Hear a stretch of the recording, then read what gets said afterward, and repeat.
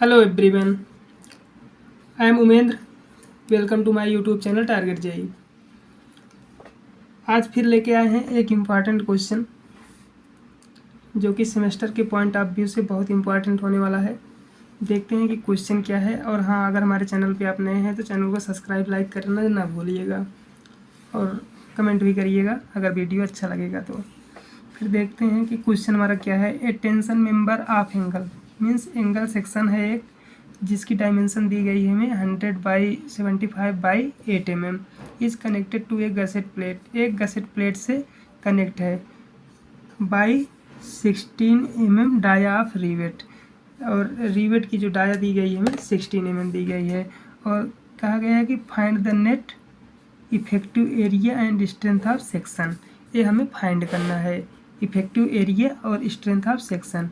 और कंडीशन दिया गया है कि if long leg connected to gusset plate, दूसरा दिया गया है कि small leg connected to gusset plate. दो कंडीशन दिए गए हमें कि एक बार लॉन्ग लेग जब कनेक्ट रहे गसेट प्लेट से, दूसरी बार जब स्मॉल लेग कनेक्ट रहे। तो इसके अकॉर्डिंग हम पहले तो ये देखते हैं कि एंगल सेक्शन का जो हमें डायमेंशन दिया गया है कि 100/75/8 mm। जो 8 mm है इसका प्लेट का एंगल सेक्शन का थिकनेस है। और ये हमारा जो है लॉन्गर डायमेंशन हुआ और ये जो है स्मॉलर डायमेंशन हुआ। फिर अब इसके अकॉर्डिंग हम दो फिगर बनाते हैं जैसा कि क्वेश्चन में कहा गया है। एक जैसे हमारा हुआ कोई प्लेट हुआ, गसेट प्लेट हुआ, एंगल सेक्शन हमारा एक यही बनाते हैं।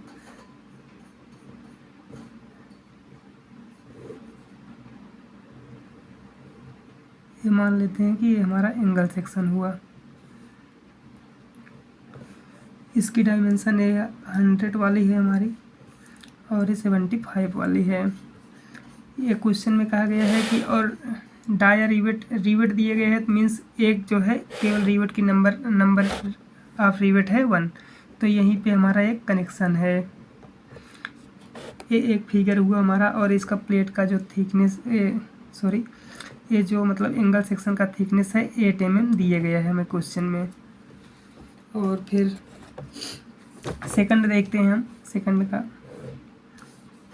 अगर इसमें कहा गया है कि long leg connected to gusset plate, इसमें हम लॉन्गर जो इसकी स्पान है उसको हम कनेक्ट किए हैं गसेट प्लेट से। दूसरा देखते हैं जब स्मॉलर कनेक्ट रहे।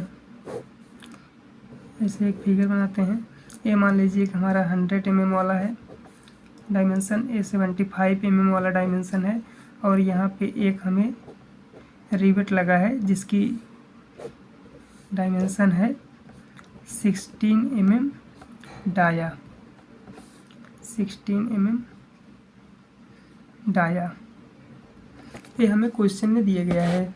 फिर आगे देखते हैं क्वेश्चन को आगे देखते हैं अब कि इसमें क्या कहा गया है कि नेट इफेक्टिव एरिया निकालने के लिए कहा गया है।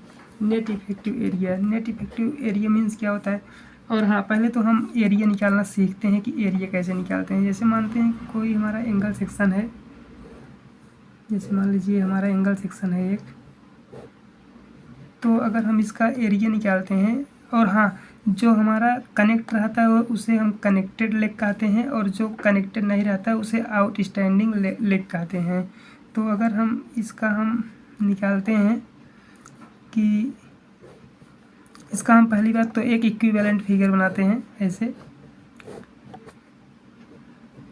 तो जब हम इसका एरिया निकालते हैं तो इसमें सेंट्रल लाइन मेथड का यूज़ किया जाता है। जैसे मान लीजिए इसका L1 है, इसका L2 है, डिस्टेंस थिकनेस T है, इसका भी T है। तो जब इसका हम निकालेंगे तो यहाँ से यहाँ तक ही निकालेंगे एरिया, और इसमें जो है फिर यहाँ से यहाँ तक निकालेंगे। चूँकि ये हमारा इसमें इंक्लूड हो जा रहा है और इसके आले में ये इतना इंक्लूड हो जा रहा है, तो हम इसमें थिकनेस का आधा घटा देंगे। तो L1 - T/2 इंटू टी जो हुआ हमारा इसका एरिया हुआ, सेम इसी प्रकार से L2 - T/2 इंटू टी जो हुआ इसका एरिया होगा। तो यही प्रोसेस हम ऊपर वाले फिगर में करने वाले हैं ताकि आपको कन्फ्यूजन ना हो, इसलिए हम इसको यहाँ पे बता दिए। फिर हम देखते हैं कि यहाँ पे कहा गया है कि नेट इफेक्टिव एरिया निकालने के लिए, तो पहले कंडीशन के लिए हम लिखते हैं सॉल्यूशन फॉर फर्स्ट। तो इसके लिए हम देखते हैं कि पहले हम देखते हैं कि इसकी जो आउटस्टैंडिंग लेग है, आउटस्टैंडिंग लेग LO से हम डिनोट करते हैं इसे। 75 दिए गए हैं तो हम डायरेक्ट पहले A0 निकालते हैं, A0 आउटस्टैंडिंग एरिया। तो इसमें देखते हैं कैसे निकालते हैं कि इसकी जो दी गई है डायमेंशन 75 और थिकनेस 8 mm दिया गया है, तो 8/2 means 4 mm into T 8 mm है तो 8 हो गया। फिर अब इसका देखते हैं कि कितना आएगा, 71 इंटू 8 इज इक्वल हो जाएगा 856 mm²। ए हो गया हमारा आउटस्टैंडिंग का एरिया। फिर ए कनेक्टेड AC से डिनोट करते हैं, ए कनेक्टेड एरिया देखते हैं कि क्या होता है। अब क्या करेंगे हम, इधर फिगर देखिए इसमें। तो जब हम इसका जो डायमेंशन लेंगे यहाँ से यहाँ तक का लेंथ 100 mm है हमारा, और इसमें से जो हमारा सेंटर लाइन मेथड से अगर हम निकालेंगे तो T/2, तो इसमें से घटाना पड़ेगा 100 में से। और जो इसका डाया दिया गया है हमारा, ये रिवेट की डाया, चूँकि यहाँ से कनेक्ट है तो इसमें होल बना हुआ है, तो होल का डाया हम घटाएंगे, होल का जो डाया होता है उतना घटाएंगे, ना कि रिवेट का, क्योंकि रिवेट से कुछ डाया ज़्यादा होता है होल का। तो अब कितना ज़्यादा होता है, हम पिछले क्वेश्चन में एक बार बताए थे कि अगर 25 mm से कम हमारा डाया ऑफ रिवेट दिया गया है तो 1.5 घटाते हैं, अगर 25 mm से ज़्यादा डाया ऑफ रिवेट दिया गया है तो 2 mm घटाते हैं। तो उसके हिसाब से हम 100 करते हैं, 100 माइनस जो इसकी थिकनेस है 8 mm का आधा 4 होगा। फिर उसके बाद अगर 16 mm है, 16 में अगर 1.5 जोड़ेंगे 17.5 हो जाएगा इंटू थिकनेस। ये आपको समझ में आ गया होगा कैसे आया, 100 माइनस थिकनेस का आधा सेंटर लाइन मेथड से, और ये हमारा होल्ड आया हुआ। अब इसको, और थिकनेस हमारा 8 mm दिए गए हैं, तो इसको कैलकुलेट करते हैं कितना आता है। 100 माइनस 4 माइनस 17.5 इंटू 8, ये हमारा हुआ 628 mm²। अब नेट एरिया क्या होता है, नेट एरिया जो हमें इफेक्टिव नेट एरिया निकालने के लिए कहा गया है, तो इसका फार्मूला होता है हमारा A0 या AO मतलब आउटस्टैंडिंग प्लस KAC या कनेक्टेड एरिया। तो अब K क्या होता है, K की फार्मूला होता है अगर कनेक्ट हो कोई रिवेट तो K का फार्मूला होता है 3, एक कोडल प्रोविज़न है, एक कोड में दिया गया है 3A0/3A0 प्लस AC। अब इससे हम निकालेंगे कि इसका यहाँ पे रखेंगे कितना आता है, और इसकी वैल्यू भी अगर सिंगल रिवेट है तो इसके लिए कोडल प्रोविज़न दिया गया है कि हाँ 0.7 होता है या 0.6 होता है, ये सब वैल्यू दिए गया है कोडल प्रोविज़न में, बट हम यहाँ पे निकाल सकते हैं तो निकालते हैं के की वैल्यू। A0 हमारा कितना है, 3 इंटू दिया गया है 568 divide by 3 into 568 into plus 628, ये आ गई हमारी वैल्यू 0.73, ये आ गया हमारा 0.73। तो अब हम इसकी वैल्यू निकालते हैं इफेक्टिव नेट एरिया का, तो ये हो जाएगा हमारा कितना, रखते हैं A0 की वैल्यू 568 इंटू प्लस 0.73 इंटू 628। अब इसकी वैल्यू हम निकालते हैं कितनी आ जाएगी हमारे, 568 प्लस 0.73 इंटू 628, ये आ गई हमारी वैल्यू 260, 568 प्लस 0.73 इंटू 628, ये आ गई हमारी वैल्यू 1026.44 mm²। ये हमारी जो हुई इफ़ेक्टिव नेट एरिया, ये हमारा जो हुआ इफ़ेक्टिव नेट एरिया आ गया। अगर जो है लॉन्गर स्पान या लॉन्गर डायमेंशन या लॉन्गर लेग जब कनेक्ट हो गसेट प्लेट से, तब एक पहलू ये हो गई। और हम आगे देखते हैं अब इसमें क्या निकालना है कि strength of section. Strength of section का फार्मूला देखते हैं, फिर उसके बाद आगे का प्रोसेस देखते हैं। स्ट्रेंथ ऑफ क्या कहा है, सेक्शन। स्ट्रेंथ ऑफ सेक्शन का फार्मूला होता है हमारा A net means net area, effective net area into allowance tensile stress, या इसे परमिसिबल टेंसाइल स्ट्रेस भी कहते हैं। और परमिसिबल टेंसाइल स्ट्रेस का फार्मूला होता है या इसकी वैल्यू होती है, यहीं पे लिख दे रहे हैं 0.60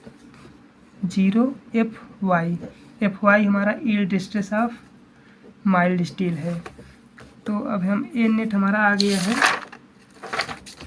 1026 इंटू, और इसकी वैल्यू अगर हम रखते हैं 0.60 इंटू कितना आएगा 250 होता है। तो ये हमारा आ गया 1026 गुणे 150, और इसका मल्टीप्लाई हम करते हैं तो कितना आएगा हमारा 1026 गुणे 150, ये आ गया हमारा। इसकी वैल्यू हो गई न्यूटन पर mm² में, और इसकी mm², तो जो हमारी टोटल वैल्यू आएगी वो हो जाएगा न्यूटन में। ये आ गया हमारा 153900। तो ये हमारा इतना हुआ, तो यहाँ पे अगर पॉइंट लगा देते हैं तो किलो न्यूटन ये हमारा जो हुआ स्ट्रेंथ ऑफ सेक्शन हुआ। अब सेकंड पार्ट हम देखते हैं।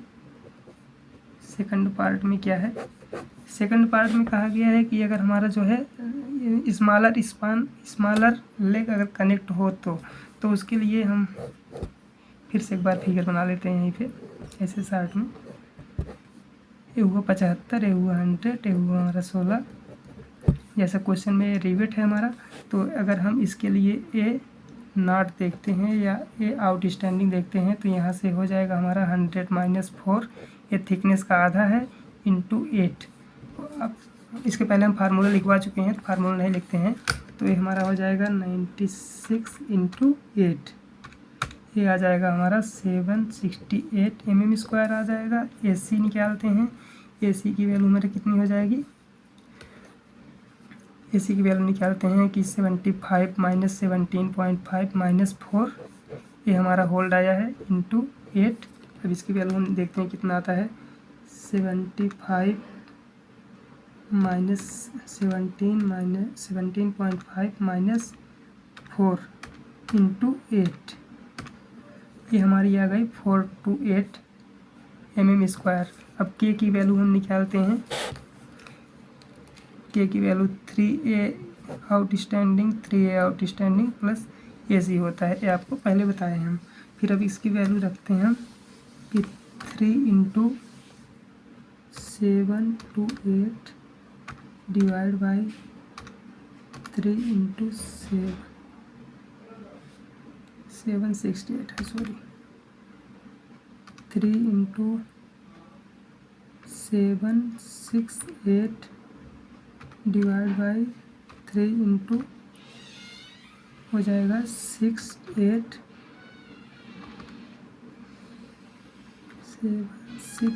इंटू प्लस में 428 ब्रैकेट क्लोज, ये आ जाएगा हमारा 0.84, ये वैल्यू हमारा हुआ। तो ए नेट हम देखते हैं या इफेक्टिव नेट एरिया,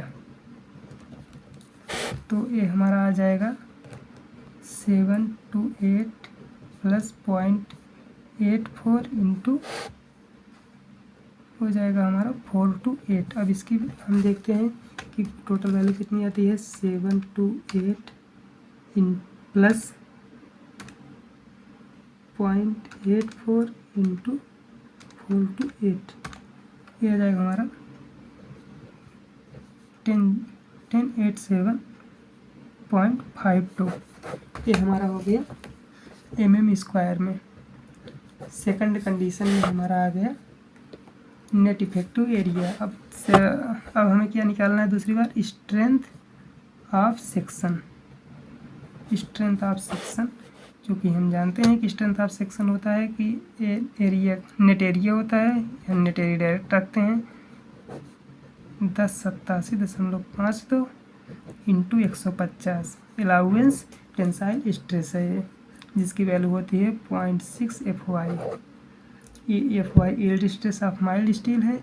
अब इसकी वैल्यू हम कैलकुलेट करते हैं कि 1087.5 इंटू 150, ये आ जाएगा हमारा 16.128 किलो न्यूटन। ये हमारी हो गई वैल्यू। और क्वेश्चन कंप्लीट हो गया। पार्ट 2 है, पार्ट 1 था। और अगर वीडियो अच्छा लगा हो तो लाइक शेयर सब्सक्राइब ज़रूर करिएगा। थैंक यू, मिलते हैं अगले वीडियो में।